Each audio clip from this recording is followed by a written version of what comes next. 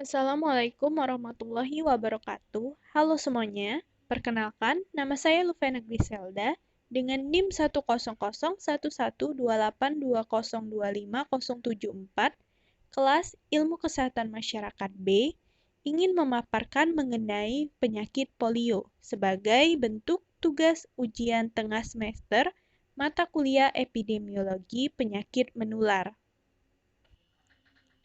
Polio adalah penyakit menular yang dikategorikan sebagai penyakit peradaban.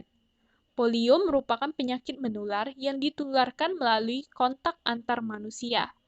Virus masuk ke dalam tubuh melalui mulut ketika seseorang memakan makanan atau minuman yang terkontaminasi oleh feses. Polio menyebar melalui kontaminasi tinja, terutama di daerah dengan sanitasi lingkungan yang buruk. Penularan juga terjadi melalui fekal oral, artinya makanan atau minuman yang tercemar virus polio yang berasal dari tinja penderita masuk ke mulut orang sehat lainnya. Sedangkan oral ke oral adalah penyebaran dari air liur penderita yang masuk ke dalam mulut manusia sehat lainnya.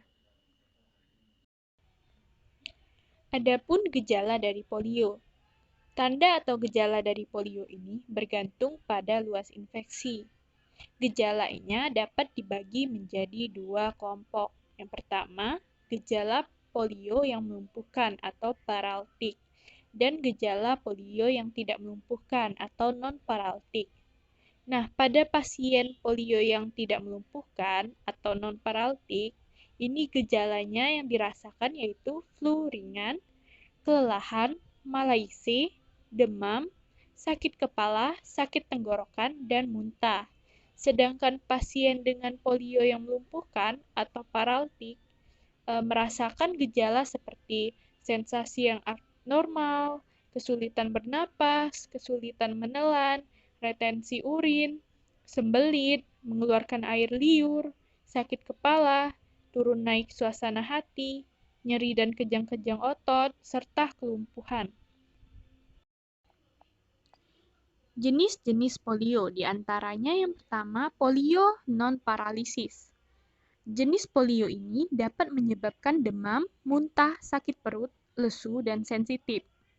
Terjadi kram otot pada leher dan punggung, serta otot terasa lembek jika disentuh. Juga ada polio bulbar. Polio jenis ini disebabkan oleh tidak adanya kekebalan alami, sehingga batang otak ikut terserang. Ada polio paralisis spinal. Strain poliovirus ini menyerang saraf tulang belakang, menghancurkan sel tanduk anterior yang mengontrol pergerakan pada batang tubuh dan otot tungkai. Meskipun strain ini dapat menyebabkan kelumpuhan permanen, kurang dari 1 penderita dari 200 penderita akan mengalami kelumpuhan. Kelumpuhan paling sering ditemukan terjadi pada kaki. Pencegahan polio. Polio memang tidak dapat disembuhkan, namun bisa dicegah. Caranya dengan imunisasi, yaitu dengan pemberian vaksin yang aman dan efektif. Dengan vaksin polio oral atau OPV yang diberikan berulang kali sesuai dengan rekomendasi WHO, yaitu diberikan sejak lahir sebanyak 4 kali dengan interval 6-8 minggu. Kemudian diulang usia 1,5 tahun, 5 tahun, dan usia 15 tahun. Vaksin ini akan melindungi anak hidup.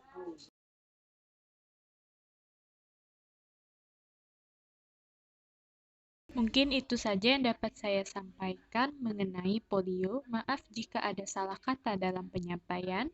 Saya akhiri. Wassalamualaikum warahmatullahi wabarakatuh.